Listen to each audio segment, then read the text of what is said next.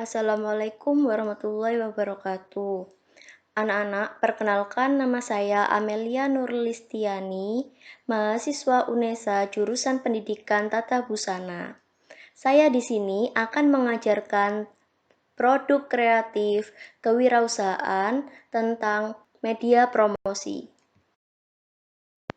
Yang pertama, di sini saya akan menerangkan tentang pengertian promosi.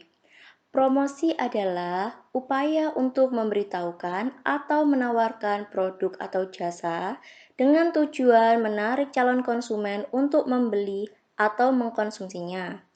Dengan adanya promosi, produsen atau distributor mengharapkan kenaikan angka penjualan. Promosi mencakup media komunikasi yang digunakan pemasaran untuk memberikan informasi tentang produknya.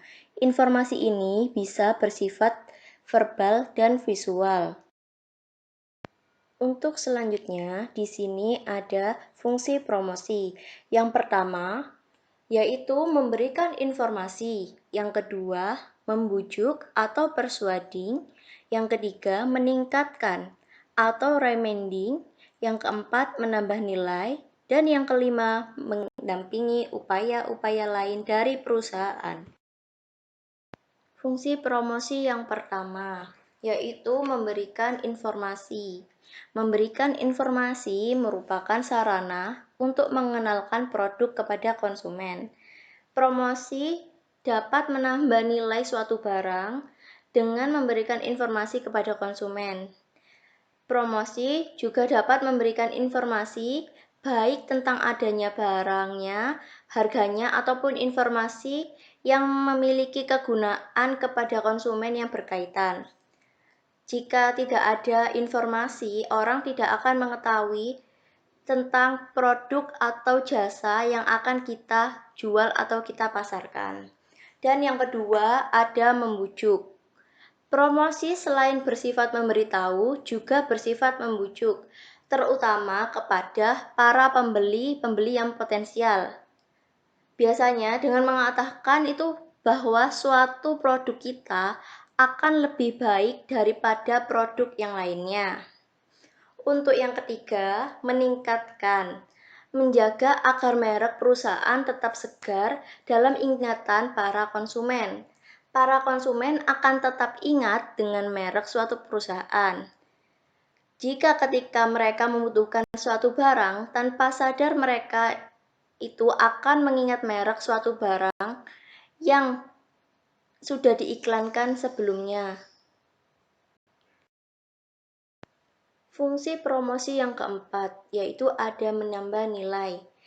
Yaitu terdapat 3 cara mendasar di mana perusahaan bisa memberi nilai tambah bagi penawaran-penawaran mereka, inovasi, penyempurnaan kualitas, atau mengubah persepsi konsumen. Perusahaan biasanya akan berusaha mempromosikan barang yang mereka jual agar terlihat lebih bagus, bergengsi, dan lebih unggul. Dan yang kelima, mendampingi upaya-upaya lain dari perusahaan.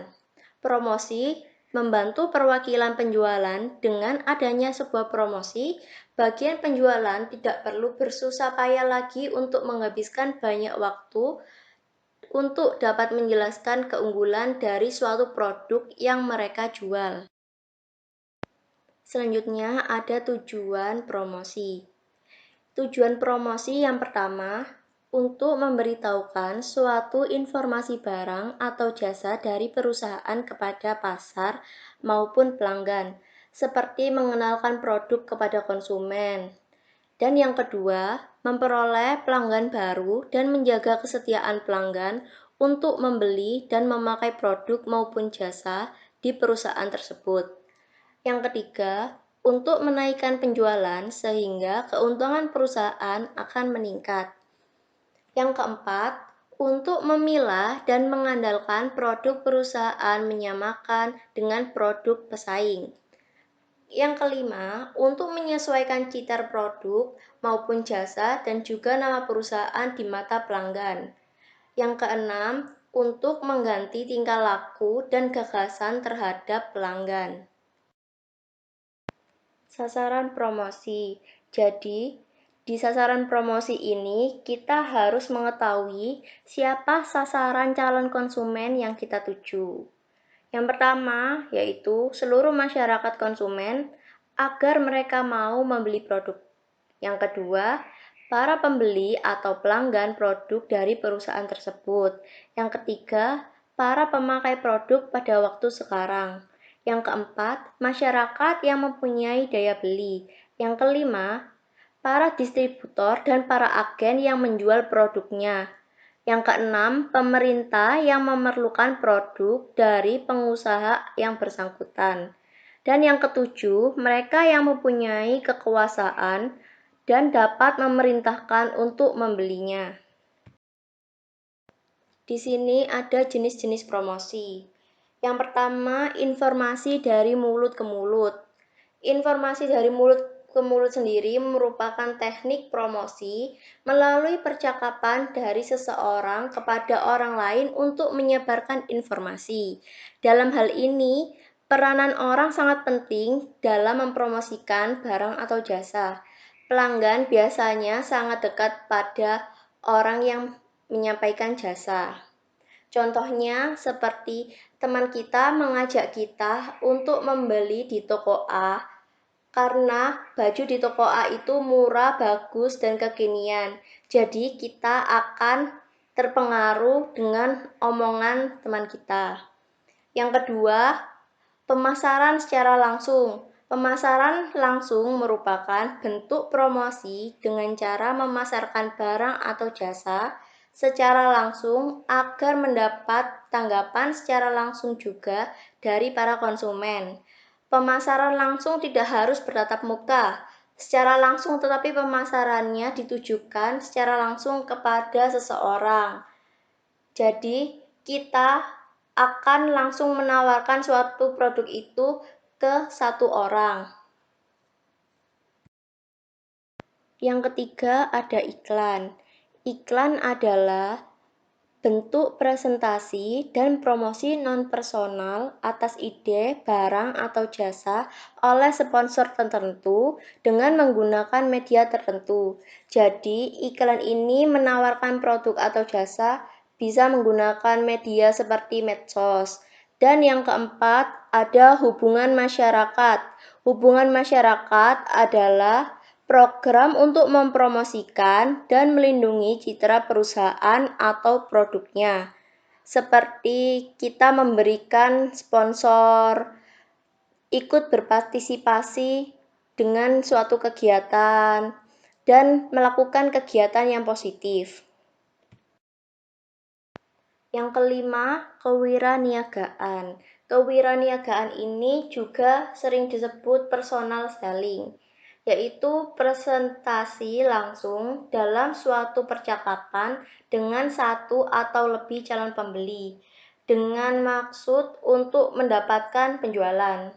Kewiraniagaan itu juga merupakan unsur terpenting kedua bagi eksekutif untuk menentukan perpaduan promosinya dalam mendapatkan pesanan.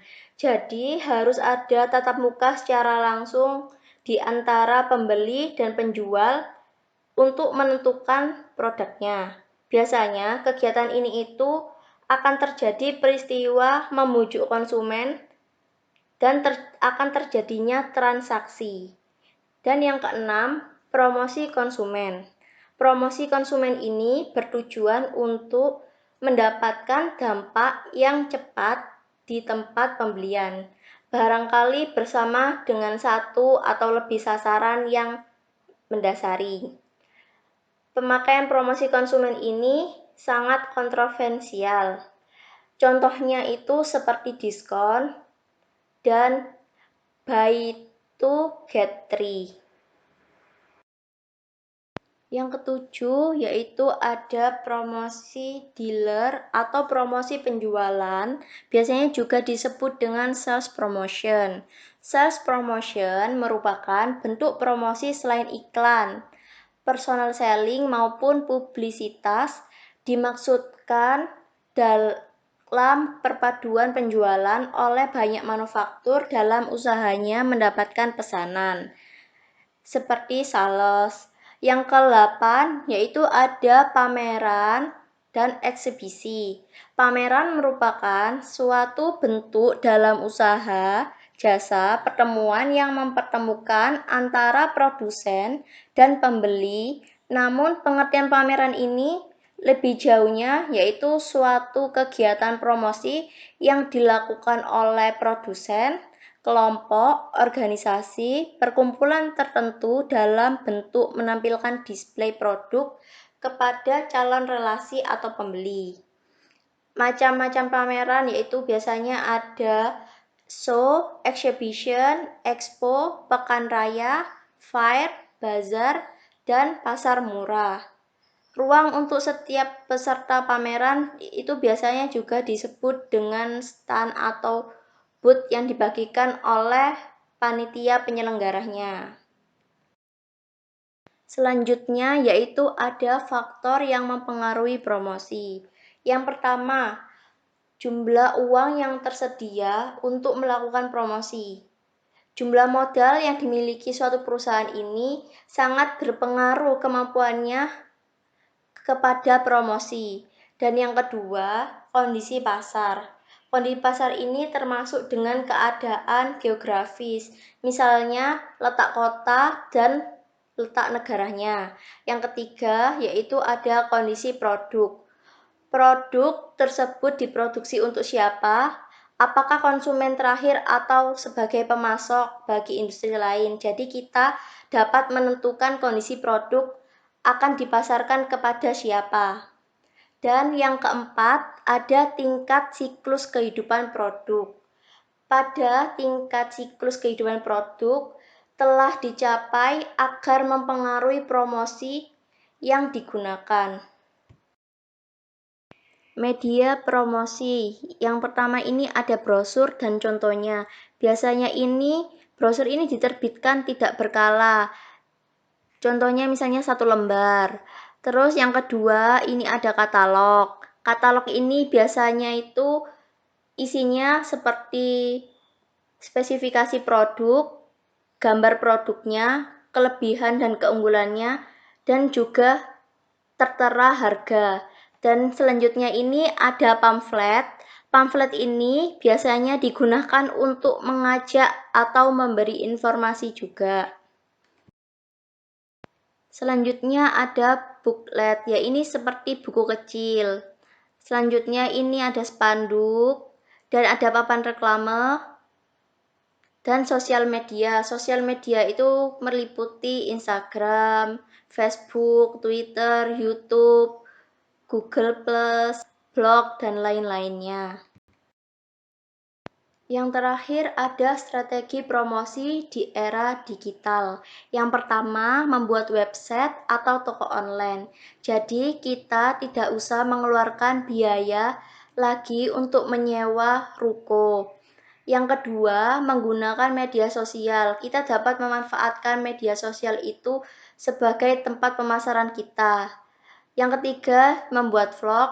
Dan keempat, iklan gratis. Dan ini yang kelima bergabung dengan marketplace yaitu seperti Shopee, Bukalapak, OLX, dan lain-lain.